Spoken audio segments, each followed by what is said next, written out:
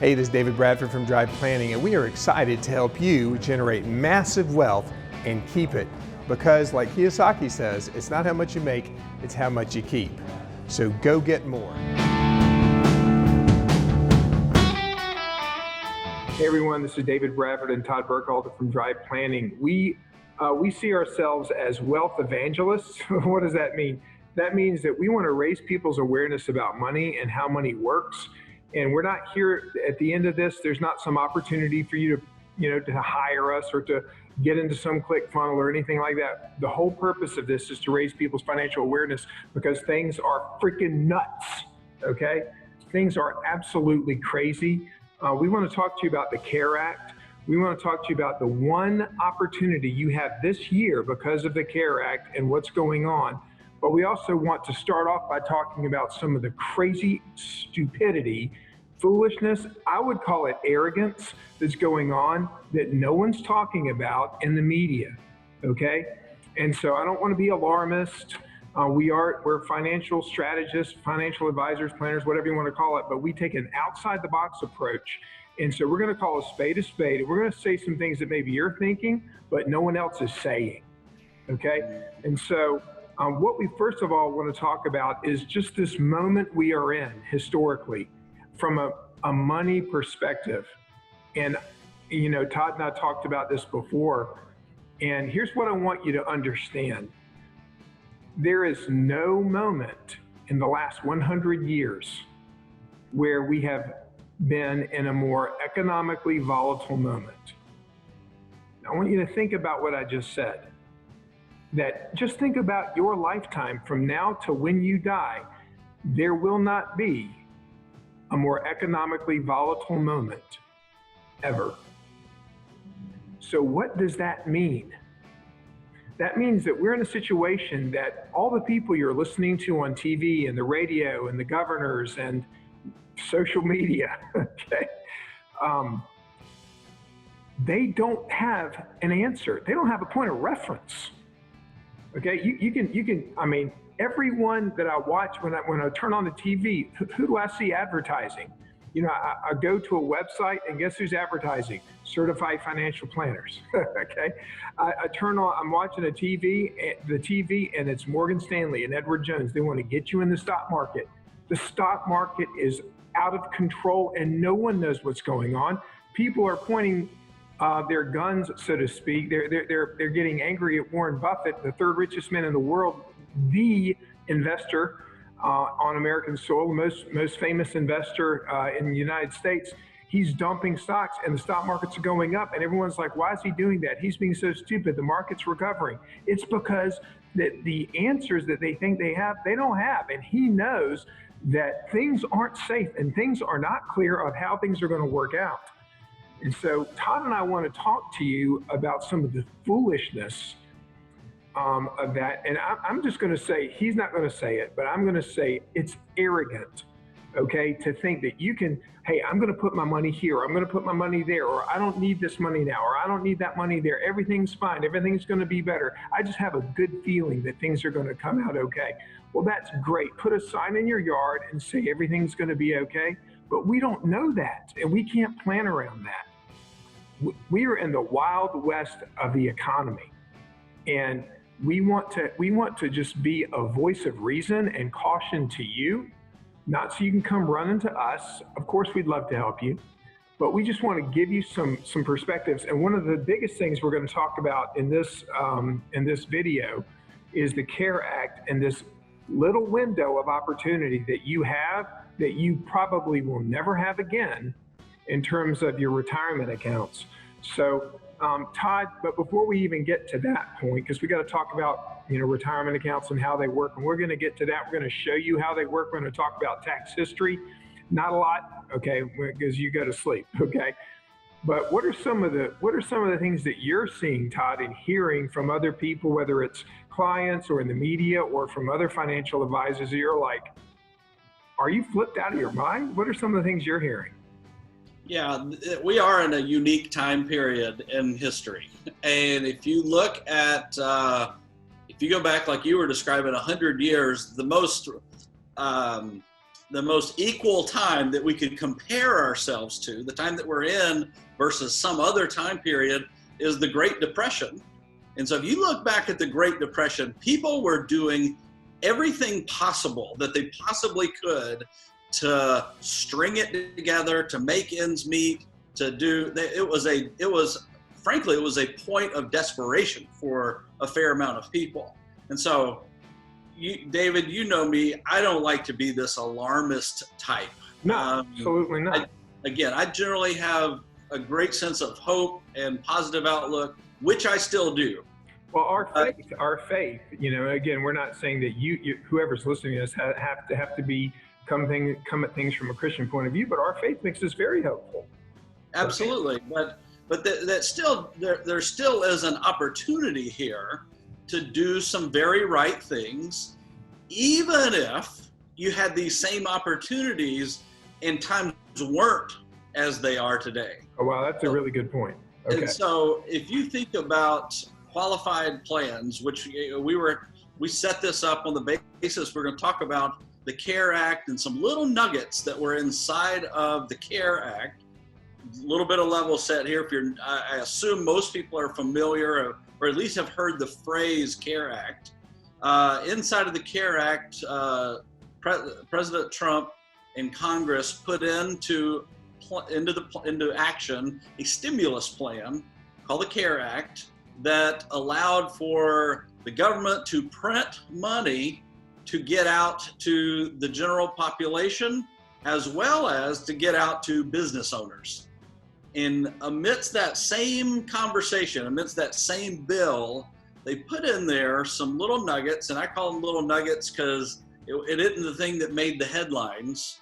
The money going out directly to people, that is what made the headlines. But inside of it, it gave each individual person prior to age 59 and a half the ability to withdraw out of your qualified plan up to $100,000, void of any penalty. Okay, so let's stop for a minute. Let's assume that someone's out there like, I don't know what you're talking about, a qualified plan. All right, great, yeah. Plan, that's why I use the word retirement account. Yeah, better use of words. There's different kinds of retirement accounts, and most people understand what that means. For most people who are listening, that's probably going to be a 401k.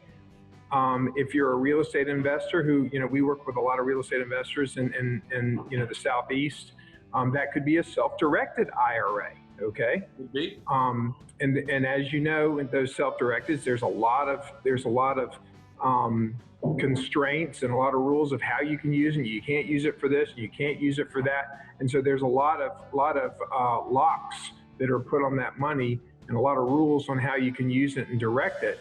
So self-directed, 401k, maybe you have an old 401k from a prior job and you've rolled it over into an individual retirement account, an IRA.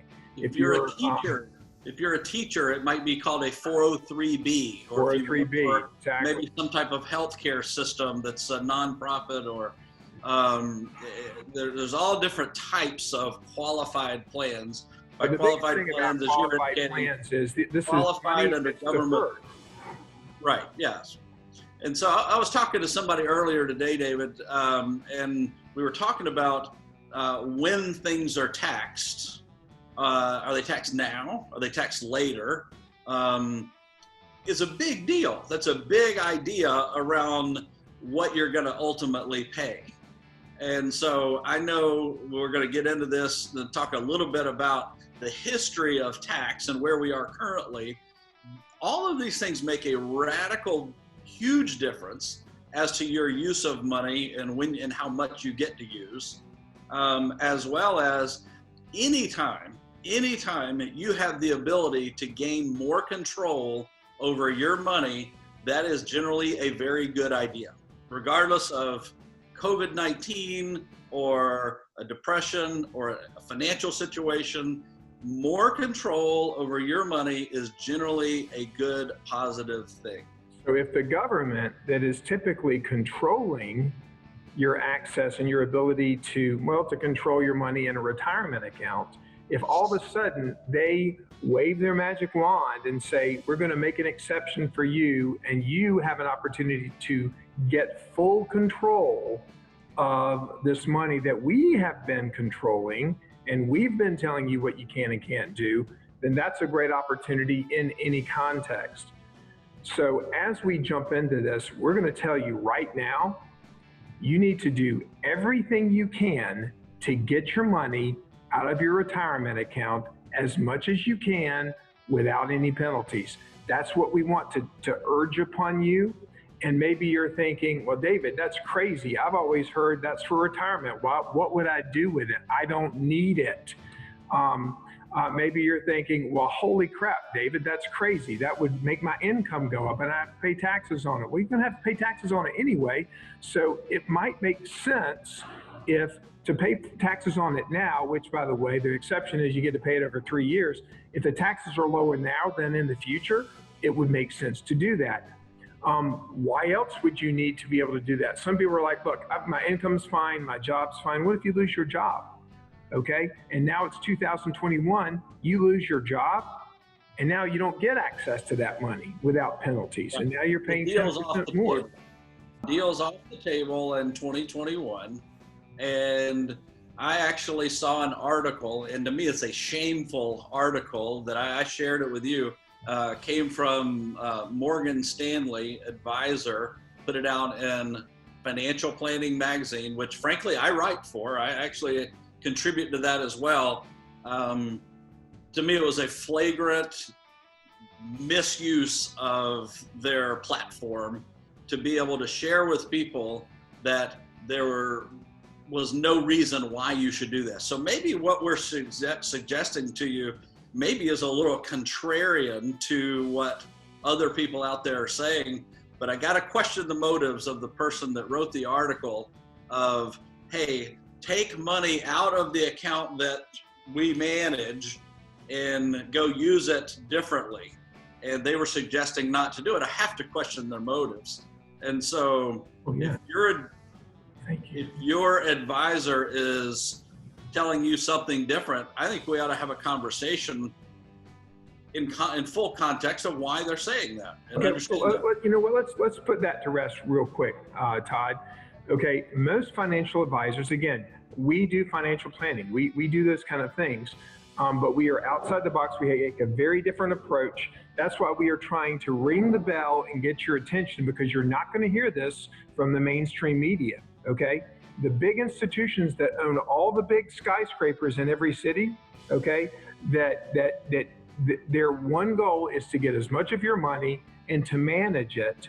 And hang on to it for as long as possible. For as long as possible, and to keep it typically in the stock market, because they make their money that way. Now, if all of a sudden you have an opportunity to take a big chunk of it out of their hands and to put it into a bank account and say it's now cash, do you think they're going to advise you to do that? Yeah. No, but what are they going to do? They're going to caution you. Well, you know, now it won't grow and compound like it could have, and you won't have as much in retirement. And what if you don't manage it the right way? We'll manage it for you. But see, you just cut their pay. You just reduced the amount of money they're going to make, right, Todd? So let's talk a little bit about the why behind why we're talking about this. Okay, good. You know, if you look at the time frame that we're in today in 2020, we're talking to you right here at the kind of we're on the what we hope is the tail end of the COVID-19 quarantine period. Let's just call it the first wave. It might just I don't know that it's going away, but I will say we're hopefully on at least the tail end of the first of us knowing about it. And so as we're on that, we are basically in what I describe as the third, maybe fourth lowest tax environment that we've ever been in the history of our country. And so if we're in a very good tax environment today, does it not make sense to probably take heed of this tax environment that we're in, as opposed to leaving our money in a tax deferred or taxed later, as I described earlier, taxed later environment of a traditional 401k, IRA, etc. Let's think about what's going on in the country right now. We have just printed up $3 trillion, trillion with a T, dollars that has been inserted into our economy. It's just new money that's been put in there. So any economist will tell you that that is going to make the dollar worth less. That's inflation.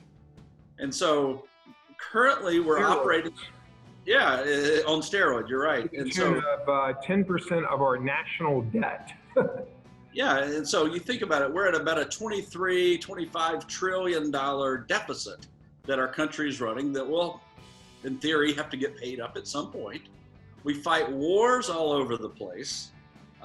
We have our Social Security program is radically underwater, and by underwater, I mean underfunded, meaning there's more money going out of that program than is coming into that program. And if you're a politician, your job is to get elected and to get voted into office. That is how you keep your livelihood. And so if you think about that, what politician's going to be the guy or girl that raises their hand and say, I'm going to be the one that cuts Social Security. I'm going to be the one that cuts your... It'll never happen. Because they'll be out of office and it'll be Todd, as much as people, when we talk to people about what's your opinion of Social Security, they almost always say, I don't think it'll be there when it's time for me to retire. I understand that. And we can understand that sentiment. And we're not sitting here like we're big champions of Social Security, but politically, what would have to happen for that program to be dropped? Yeah, it probably is highly unlikely. So what is possible is that it's going to be around in a different format, I would assume. Maybe it's less money, maybe it's different, who knows? But the overwhelming odds are is there'll be something there in the future. And what that tells me is we have all these things going on around us that it's highly likely that us and the working population or the people receiving income will be the people who have to pay for all of these future expenses that are with absolute certainty headed our way. Yeah. Every economist prior to COVID-19 prior to COVID-19 suggested that we will see higher taxes in the future. Every one of them. In fact, you can go to YouTube, you can go look up the movie Power of Zero, The Power of Zero. Yeah. And, I was just thinking we need to probably, buy that and show that to groups of our clients, because I was like, wow, there's no bigger reason to watch that now, but it talks about that very thing, that the horizon is very dark. And so I'm going to put it in I'm going to use hyperbole. You need to expect the government, when you get to retirement age, you need to expect them to be plundering your retirement account with taxes at a level well above 50%. So here's my question. If you could access your money now and pay for it when most likely your income is going to be down this year, because everyone's income is pretty much going to be down this year, okay? If you can access it now at a low tax rate, instead of waiting until later until it's in the 50s and so forth, would it make sense? Hopefully you would rather pay less than more. If I can get a coupon and go out to eat and save 30%, I'm going to use it. And so it's just an investment decision. If taxes are going to go up, they have to now, Todd. We just added 10% to our national debt. David, do you have that slide available? It would be easy to pull up. The slide that David's pulling up here that we're going to share with you goes back and talks about, it shows you visually the history of our marginal tax brackets. And as he's pulling it up, I'll just describe the money that we're talking about that will be taxed at some point in the future is currently, you're going to see, as soon as that comes up, we'll see the...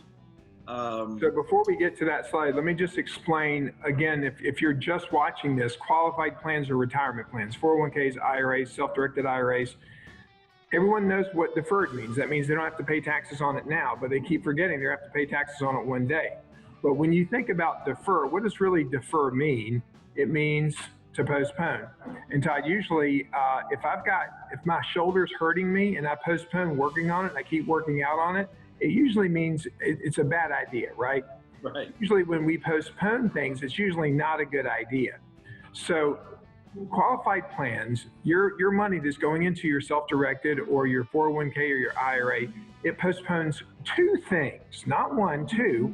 First, the tax calculation, okay? It postpones the tax and the tax calculation. One day you're going to pay taxes on it, that's right, but it also postpones the tax calculation. So maybe you're thinking, if I took it out now, I'd be paying at a 25% income tax rate.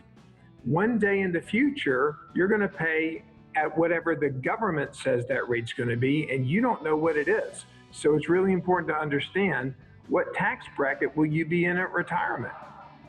And you know what? Some people tell us, remember people have told you before, Todd, I expect to live on less in retirement than I do now. Yeah, what a travesty. What a horrible way to look at life. What a horrible planning job you must have done. If your advisor suggests that, you should probably fire them post-haste today. Yeah, and we call that broke. Okay, most people want a wealthy retirement, not a less than retirement.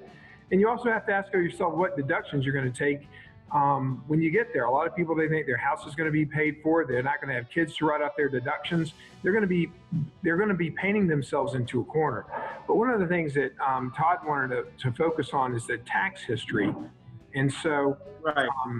So go ahead and talk through, and I'll kind of move along unless you want to take over my computer. No, this is fine. This is kind of where I was headed earlier. If you look at when taxes began, they started out as they were going to be basically some things that helped to fund some wars that were going on. They were going to run our country. And then as you move through time, you see some different periods of time and things that were going on that, if you look right here in 1933 or just prior to 33, that's the Great Depression that we were talking about.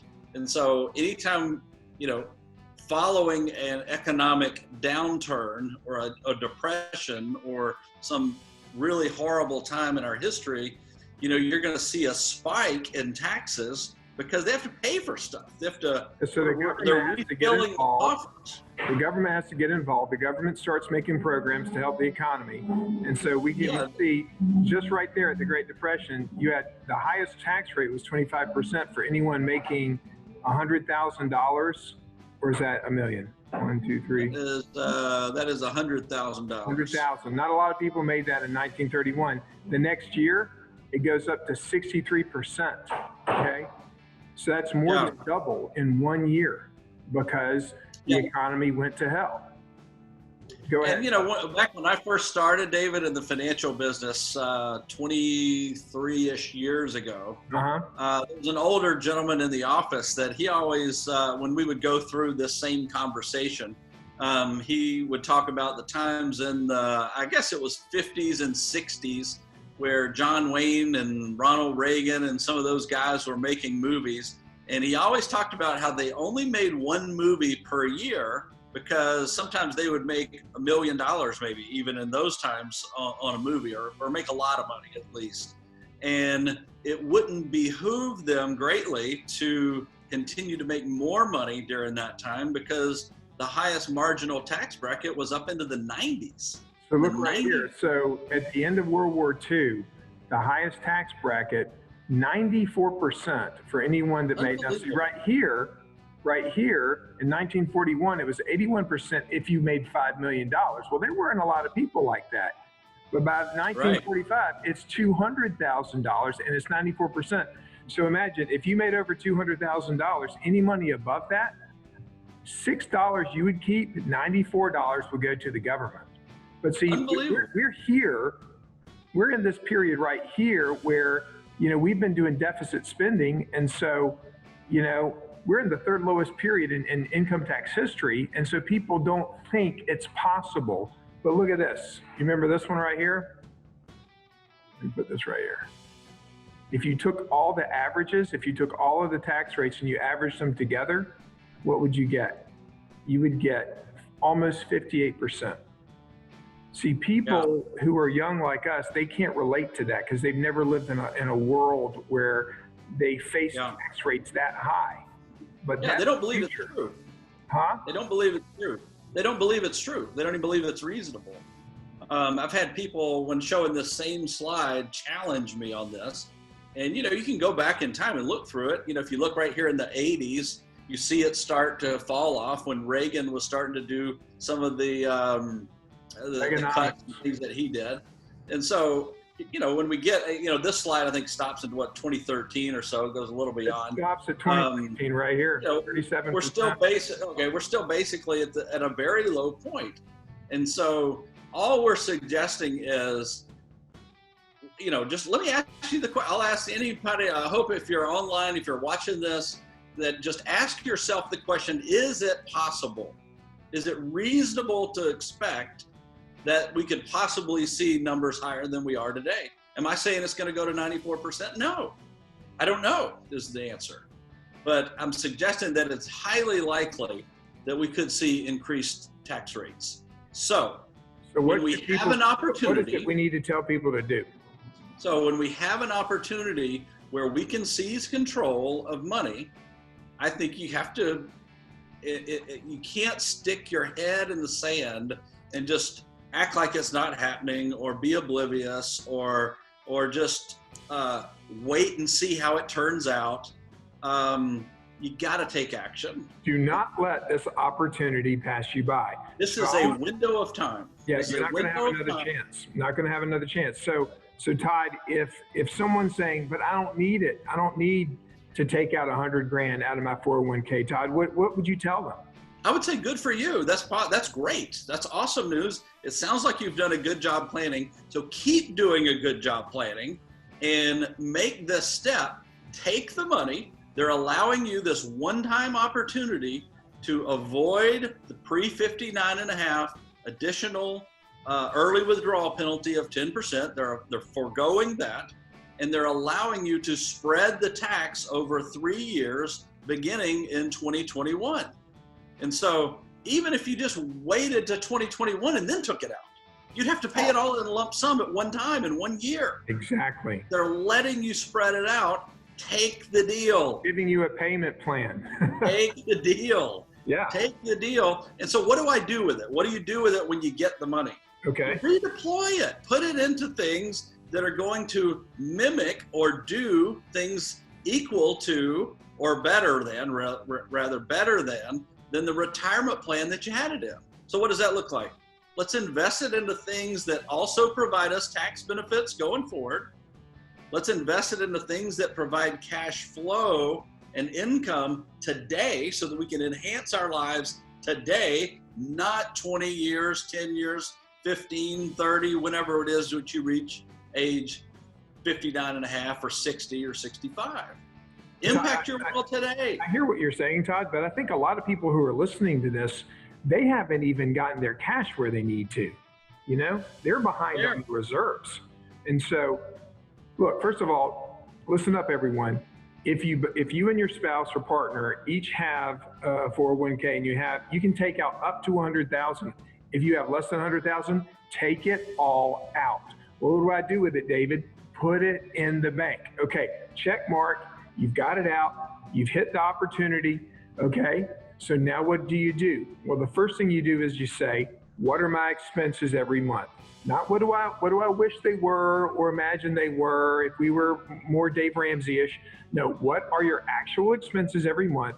And then multiply that by 6. You need to have that sitting in the bank in a cash position at all times, all the more so when we're in an economy that's flipped out of its gourd and we can't control it. We don't know what's next. So get those reserves to the side. What do you do with the rest of it? Now, Todd was saying take it and invest it. Well, what he really meant to say was take it and make sure you get your reserves where they need to be. And then with what's left, take it and invest it. But would you advise people when the stock market's blitz out of its brain right now, when it's on acid, would you advise them putting it back in the stock market and speculating on, hey, cruise ships are really cheap right now? I know it. I just got a good feeling that. Would you tell them to put it back in the stock market? Absolutely not. Unless I'll put the caveat with it, unless you put some hedges, bumper guards, safeguards around the money that you're putting into the market. If you're just going naked, don't know how to do that, And most people don't know who to ask. We can help you do that. We can show you who to talk to if you're desperate to get into the stock market. But what we would tell you, all right, so we've talked about each household. If you have a typical, nuclear family, mom and dad, they can take out up to 200 grand, put it in the bank and sit on it. If that's all you did, that's fine, because you go into 2021, you have control. You have $200,000 that you have control of. And so people's houses are going to be foreclosed. Businesses are going to fold. They're going to be selling them on fire sales. You're going to have opportunities to buy things so cheap it's crazy. You're going to be in a tax environment that's very in favor of you. And now you can start getting cash flow with this instead of putting it back into the stock market where you have no control. You have no idea what the future is. So it gives you those opportunities. Anything else you want to say about the opportunity to get their money out, Todd? Anyone else listening out there? Why don't you talk to the real estate investor who's got a bunch of money in a self-directed IRA? He's like, I'm already investing my money. Why would I take it out of a self-directed, David? Right. I wrote a good article about this a while back of buying real estate inside of a qualified plan. And yes, you can do it. And there are a lot of people that do it. But you lose some of the intrinsic benefits of owning real estate, some of the write-offs, the deductions, the big tax deductions you lose, right? You lose some of the value of real estate investing when you do it inside of a qualified plan. Well, it's called this is your moment in time. Yeah. That you can take it and get control of it and still go out and invest it into real estate just on a much more powerful level than you've previously done. And you know what? You don't have to call up your custodian and say, "Can I do this?" Okay. So if you're a real estate investor, mad props to you. You're an entrepreneur. You're going out there. You're making things happen. You're taking control of your money. You're taking control of your future. Way to go. That's great. But here's my question: if you had $100,000 and I could put it into a self-directed IRA, or I could put it into a bank account as cash, which one would you prefer? Well, you would say cash, because you can do whatever you want to with it. You don't have to ask anyone except for your spouse, maybe. You can do whatever you want to with it, okay? There are no limits, okay? You want to go buy a Lexus, buy a Lexus. Not saying you should do that, but the point is cash is totally 100% under your control. You have all kind of limitations with self-directeds, and you get, like what Todd was saying, if you own real estate in a self-directed, you lose almost all the tax benefits. So it's time to get out. Get out while you can. The time's running out. Get out while you can. Yeah, I mean, again, I think all we're suggesting is you take advantage of something that has come our way. And frankly, I would have loved to have not gone through these last, month and a half, and we've lost lives, and people's financial situations have been set. 30 million plus people unemployed. Yeah, and so, again, we're talking about depression era unemployment rates. And so the comparison that we're drawing is not so far off of what we're talking about here from when we're talking about going back into 1929. And so, again, we're not trying to be alarmist, but we are saying stand up and take notice of what's going on around you and prepare accordingly with the provisions that have been gifted to us. Yeah. We've got to get out of jail free card here, and let's take advantage of it. If you don't know what to do, get help from somebody that does. And I can't imagine, frankly, a scenario why someone would talk you out of this. I really, for the life of me, I can't come up. Hey, I can think of one. If it's your financial advisor. I can't imagine a good, proper, well-intentioned reason why someone would not suggest to you to take action on this and accept the gift that's been offered to you. Yeah, there's no way that you're going to lose in this scenario. I can't think of any. Over the long term, you're going to pay less in taxes. You're going to have access to capital, and it's cash, and you're not going to get slapped on the hand. Let me layer on to this last piece. And you just said there's no way that you're going to lose. You still have to make a good investment, just like you do, exactly like you do if it's within the plan, within the qualified, or if it's in the 401k or IRA. You still have to make a good investment. And so all we're suggesting is, help yourself tax-wise, give yourself the freedom to invest more openly and more freely. And I can't imagine a scenario why you would not want to take action on this. But if there's somebody out there that's got a reason, I'm all ears. I'd love to hear it. So before we get done with this, and this has been really helpful, Todd, what we're trying to tell everyone out there is the government's giving you an opportunity to take out up to $100,000 out of your retirement account for each adult in your house, okay? What we're advising you is do it, okay? Take every penny that you can out, okay? Well, I think a reasonable question right now, maybe if somebody out there watching, could be, how do I do it? How do I take it out?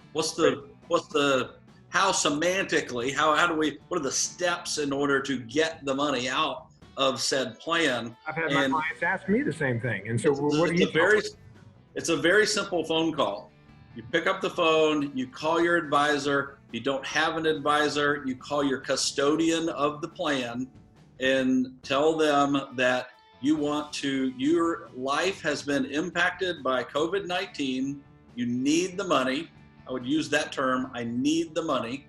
And I would like for you to send me a check for up to $100,000, as much as you possibly, if you have that much or more, up to $100,000. And they are required by law to do that. Yeah, it's your money. There's no finagling. Managing it for you, so you don't have to ask. You don't even have to give them a reason. I mean, maybe you're a self-respected person. I mean, it's your freaking money. Call them up and say, I want the check. I want it yesterday, and get the check, okay? And then if you don't know what to do after that, you can feel free to reach out to us. We will give you some advice. But look, you don't have to come to us. Put it in the bank and sit on it for a minute until an opportunity comes your way. But take advantage of the opportunity, okay? So that's a really good point, Todd. I mean, how do people do it? What do they do, and so forth? By the way, if you would like to take out more of it, and let's say you're 55 right now, we can show you a way. The government's already put this in place years ago. It's called 72T. We can take all of it out. We can take all of it out without any penalty. We can show you how we can help you with that. Above the 100,000, it's a thing called 72T. Go ahead and look it up if you want to.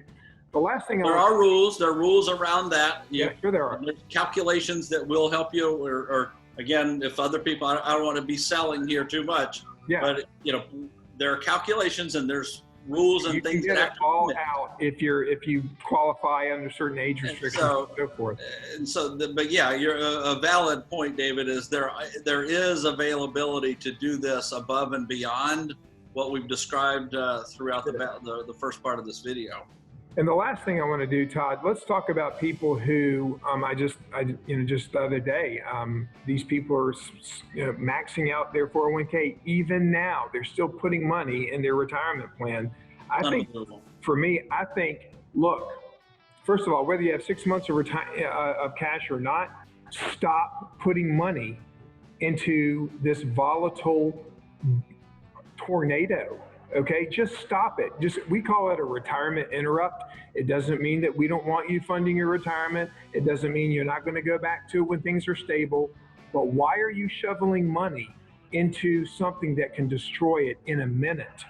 This is not the time to be, well, wait a minute, Todd and David, they match it. Okay, they match it while the ship's going down. So what are you getting out of that? Stop putting money in the stock market. Stop putting money in your retirement for the time being. Put it in your bank. Keep the money, because you're going to have opportunity when the smoke clears to grow that money. But folks, please stop putting money on a sinking ship. You don't know what the future is going to be, but you know if it's in the bank, you have access to it. Anything you want to add to that, Todd? I would suggest, again, full agreement with you. There is, I can't fathom the idea of a sane argument of putting in money into a qualified plan right now on an ongoing basis going forward when we absolutely know what's coming tax-wise.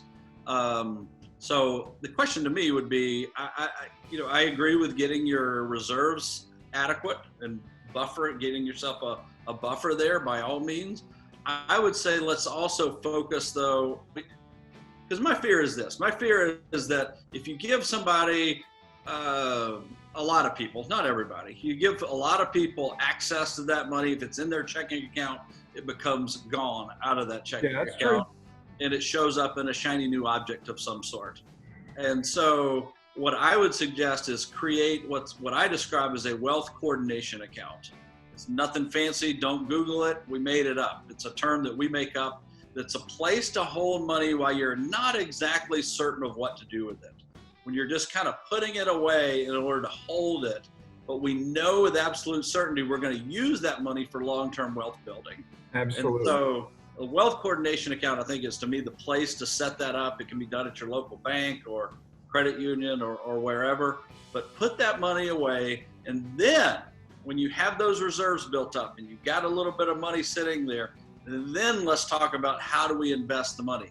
Let's look for things that create cash flow today, that enhance and help augment our income from our W-2 job, because there's so much pressure on people to make a living, and there's so much pressure against losing your job that people need more income that's coming from outside sources, more streams of revenue.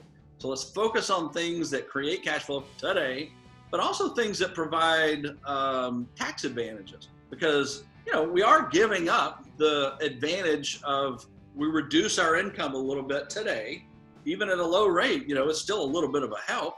And so there are things that you can invest in that give you tax advantages right this minute, i.e. primarily one of the primary things we talk about is real estate. There's also conservation easements. There's other types of... there are tax strategies that a lot of people qualify for.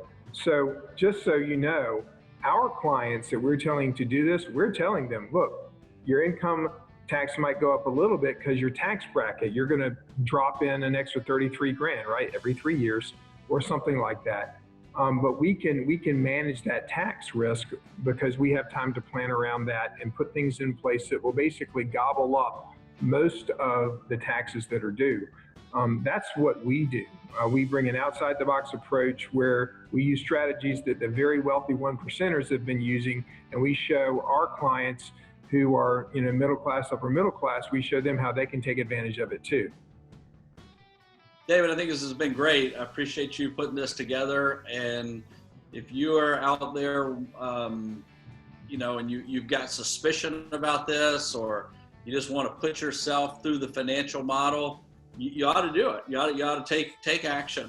I always take any opportunity I can to plug my book that just came out, Bulletproof Your Finances. We talk about all of this in the book. It's not this thick.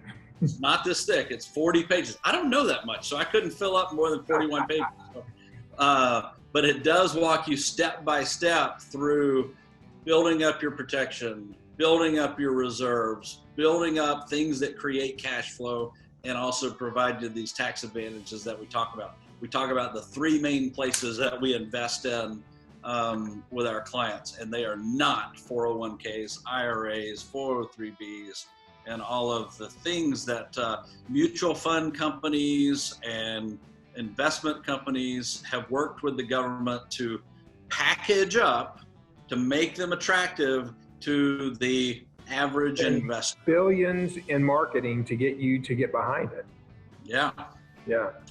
So I want to say one more thing. If someone's out there, Todd, and they're saying, well, this is two financial planners, and they're just trying to get us to take our money out, and then they're going to ask us, hey, let us invest it for you. Hey, you're right. We would love to help you with that. But here's the thing. Folks, you have worked, you have sacrificed to put money in these retirement accounts, okay? We hate taxes, okay? Well, we are passionate about helping people around the idea of this. It's not how much you make, it's how much you keep. That money in your 401k, a lot of it belongs to the government. You've been growing their future tax revenues along with your money. And the problem is they're not going to tell you how much is theirs until you get to the end of the journey, okay? We don't want you to lose. We want the hard-earned money that you've built.